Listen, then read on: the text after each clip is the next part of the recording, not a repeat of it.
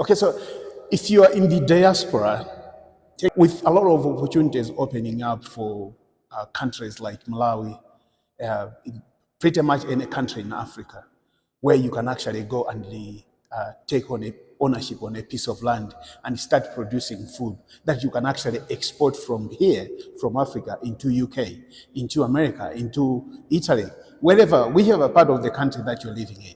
I think that's the best business model that you can think about.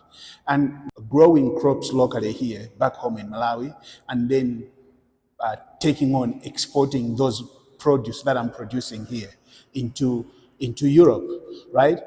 With so many countries, especially for those of you who are living in diaspora, Malawians who are living in diaspora. Malawi has a lot of quotas, agricultural quotas that the country is allocated each and every year.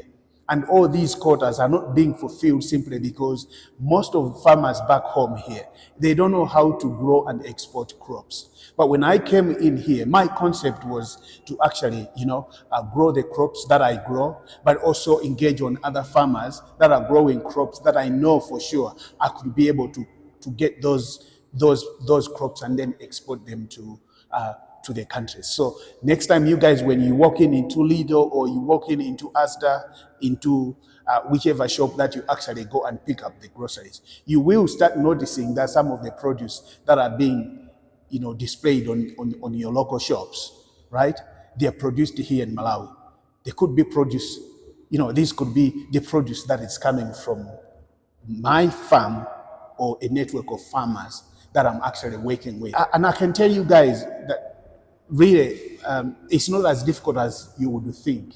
Yeah. So for me, it was a simple decision that I had to make to swap for working on a job that could pay me like probably maybe $960 a week, to actually taking on a job that is now giving me $1,800 a day. All right, a day, not a week, but a day. Okay? This is not about just money, but it's also about the freedoms that I've gotten back, because now I've gotten back my time. I've gotten back, I'm eating fresh produce that I'm producing on my own piece of land. If you're thinking about building back home, start small.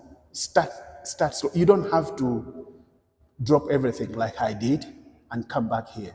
There are a lot of ways that you can actually get started here, growing the crops, right? And you don't even have to buy the land, okay? You don't have to buy and own the land. You can actually rent out a piece of land and then start working on that. Yeah. The biggest problem with me has always been that when I was growing up, farming was never something that I considered to be my career. So when it came to deciding what kind of a career I wanted to pursue, really, farming never popped at the back of my mind as something that I would do. But on the other hand, I also grew up in a family where I think most of the times what we were taught the most is the fact that all we needed to do was to go to school, get a good education, and then embark on a journey where you go and find a job where you exchanged your time and skills for money. And I think that's what I've been doing for the past few years that I've spent in UK.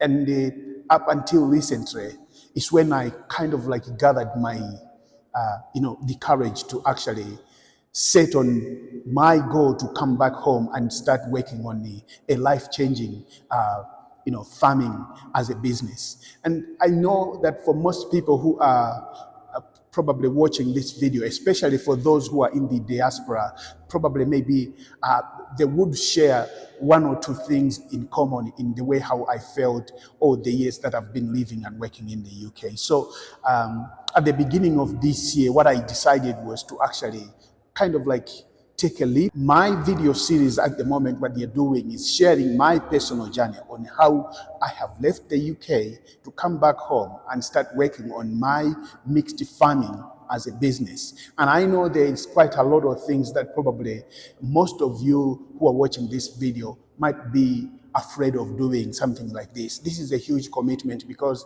I have always had a steady job that has provided my family with a good lifestyle and everything. And here I am now, kind of like starting from the ground up, building everything from the ground up. And that's something I think that's very, very scary for people. But you see, when you have something like a dream, especially for myself, it's something that I think has played at the back of my mind for a very, very long period of time.